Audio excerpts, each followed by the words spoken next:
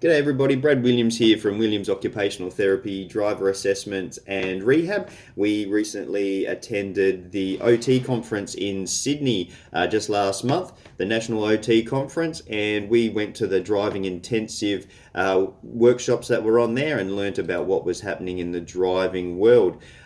So what we're doing, as promised, is highlighting what we learnt from the OT conference and how you could benefit from those as well.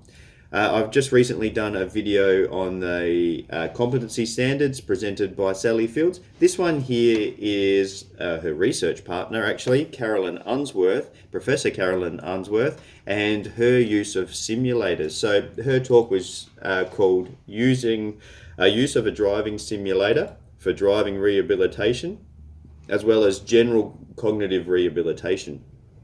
So she talked about simulators in brain injury and how they can actually be of benefit, that they're actually widely used in research, simulators, and in Australia there's a few around. We know that at Flinders University there's a simulator there. We also know that in Melbourne there's a simulator called the CCAS, but Carolyn was talking about her simulator at the university there in Sydney called the Forum 8, and they utilize this. Now, she was saying that it's not for use for assessments, and we know that the gold standard for assessments is actually a practical on-road assessment, which is what we do here at Williams OT. But it can be really useful for training and rehabilitation. There's still more evidence that is required to build this, and we know that she's working on this, but also that Stacey George here at Flinders is working on this research as well in regards to simulators for training and rehabilitation.